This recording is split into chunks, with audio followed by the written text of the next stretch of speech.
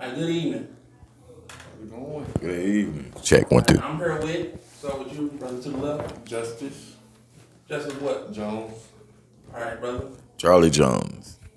All right, and where y'all originally from? I was born, half raised in Seattle, Washington, half raised here in Texas. All right, from like what age to what age? I say 0 to 6 in Seattle, and the rest of the way here. Oh, okay.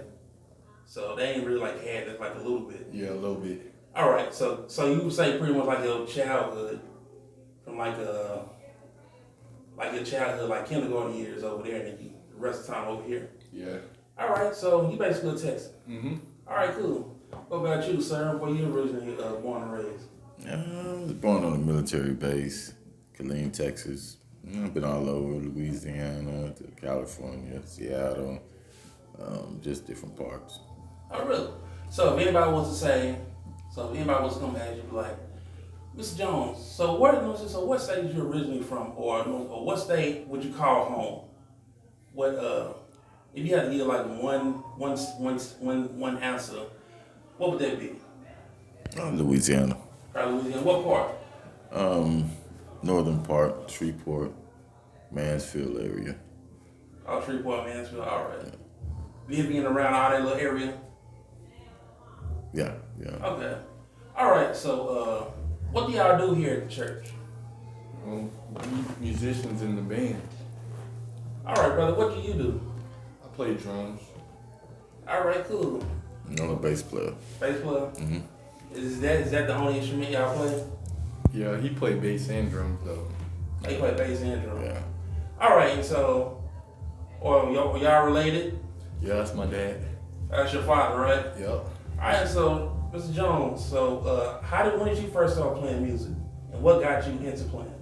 I started playing drums when I was 14, and I've been around quartet music pretty much all my life, with my uncle playing guitar and my other uncle singing. My dad's a saxophone player, so kind of grew up around music. So I just started playing drums, and from there I picked up playing bass as a drummer and background singer as well. So I tried to pass that on to my own children, some of the things I know how to do. But it allowed me to be able to express a lot of the notes that I hear as a drummer, and it allows me to be able to express those, and as well as shows my son some of the licks as well. So it's been very rewarding. That's solid. So the first music you heard, was it records in your father's house, or was it him playing a saxophone, or your uncle playing other instruments, or was it a little bit of both? Well, it was my dad at first. He was a saxophone player, so he used to play a lot of Bernard King. Oh, really? Yeah, a lot of Bernard King back in the day.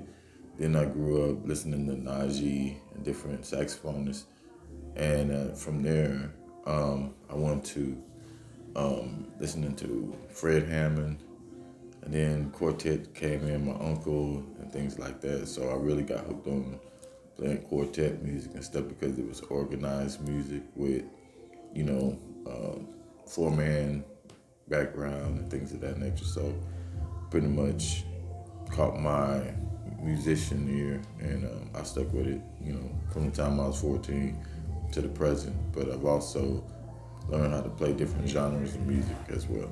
All right, and you was also a touring musician as well. Yes, I am. Can you talk a little bit about how that process works? And I know I see a lot of musicians. I see them on Facebook, and I see them just around. And they say, "Oh, man, I'm ready to go on tour." And I'm like, "No, you're not ready to go on tour." They say, "Man, you hate." And I'm like, "No, it's a process. You gotta build your chops. You gotta pay your dues." Can you talk a little bit about that process and how you knew you was ready to go on tour with some of the big name acts? Well, what I've learned how to do growing up was play pocket. And the main thing as a musician is you want to stay in the pocket. As a bass player, drummer, keys, guitar, no matter what, you want to play in the pocket, and you want to play your feel. You don't want to play over everybody. You want to just stay in your zone. And if you play the same riffs That's the pocket, because that riff that you playing is gonna go with the bass player's riff, with the keyboard player's riff, and that way the pocket is there because the music is complementary. People come to hear the vocals, so you don't want the instruments to overpower the message of the vocals. So I've learned that growing up as a musician. Once I've learned that, then I was able to go and tour with different artists and different groups because of the pocket, learning control and learning to pay attention to the lead singer. All right, and can you talk a little bit about how important it is as being a drummer and having that open line of communication with the band leader, or even if you are the band leader, with everybody else around the band, especially the singer? Well, you have to know what you're doing and know what they want, what they require of you. So if you know what you're doing and you know what they want, what they require, then that's something that you work on. You go home and work on your chops, go home and work on the music that is given to you and play it as they want you to play it. And from there, music is a language on its own, where communication is something that begins there in the music. So if you're not playing what you're supposed to, they'll let you know. If you're playing what you're supposed to, they'll let you know. So the thing about it is always stay in the pocket and always play what is asked or required of you, because you're getting paid. So if you're professional, you're getting paid. So it's required of you to play what they send you. A lot of times you won't see the artist until the day before the show.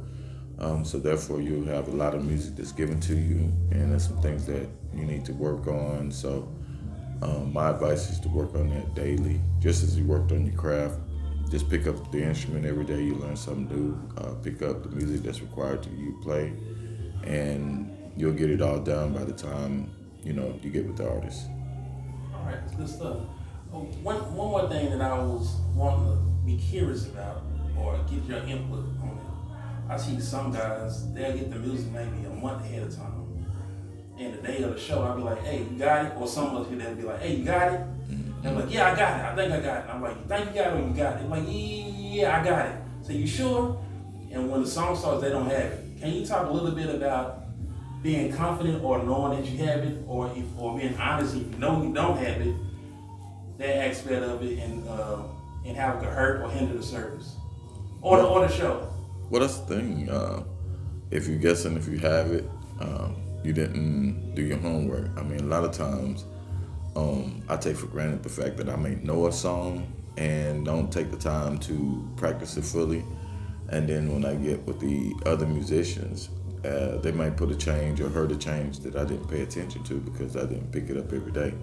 So if someone is not confident in what they're doing, it's because that they, in my opinion, didn't really take on the task of listening to the music that was given to them, and they didn't practice it in a way that they can analyze it, break it down, and put it in a way that they could play it. And then therefore, once they put it back together with the band, then you have a one-piece directive that you can be involved in because you paid attention to the music. Yeah, that musical continuity be there amongst the band. Yeah, absolutely. All right, good stuff, Brother Justus. He done wrapped it up for. Nah, I gotta get your input. So Yeah, he basically done wrapped it up, but yeah, this just means like you didn't listen to the songs enough. Basically, yeah, I'm agreeing with him. Yeah, so once you first start hearing music, was it your father? Was it records he was playing? Oh yeah, it was definitely my dad. So it wasn't BET and all that, it was... Nah, he put me onto like older stuff. Like you were saying, Fred Hammond, listening to a lot of quartet music, the William Singers, Souls of Creations, a bunch of older cats that my dad went touring on with. Yeah. Yeah, it kind of passed on that real music going on. Yep. Oh, yeah, I'll do that. Yeah, Okay. Yeah, I remember when I first met you, and I called you, and you had some Bobby Womack playing in the car. Oh yeah. And I said, what was you listening to? He said, man, I'm listening to Woman Gotta Have It. I said, that Bobby Womack? He was like, yeah. I said, man, how old are you? And you were like 19 when I first met you, right? I was like 19 at the time, yeah. Okay. All right, so playing the drums. How important is that to you, and when did you first start? Shoot. I've been on the drums for a minute. My dad, he put me on them when I was like young. I remember my first kid, little yellow one, when I was like 2 years old. And ever since then, I've always been beating on stuff. But like seriously, I probably took it like seriously, started in high school, probably sophomore year. I started playing with my first church with my dad. And after that, shoot, I just knew I was gonna play drums. Oh yeah. Okay, so you kind of like had that drive to want to play because of your dad. Well, I wouldn't say it was because of my dad. I seen him doing it, and it just made me want to play more. But I always wanted to play the drums. Oh yeah. As far as I can remember, yeah. Okay, so what was the first like mid-grade professional kit you ever bought? I'd say when I got out of high school, the little 3-piece take kit, but it was a studio kit that I had got for a good price. My dad used to take me to this one music store, and I was like, yeah, when I get old, I'm gonna buy my kit from there. So I went over there and bought it, a little birch kit. Yeah. Pay with your own money, huh? Yeah. I could check. What was the first like major like professional type kit that you remember getting? Well, the first one I paid for, well, I would say, man, the first one I put a lot of money into. I paid almost about $4,000 for the set. It was a set of pearls, and they were blue. And my brother was having he was doing a live concert, Isaac Jones, and back in Seattle, and I went and bought the set just for that concert.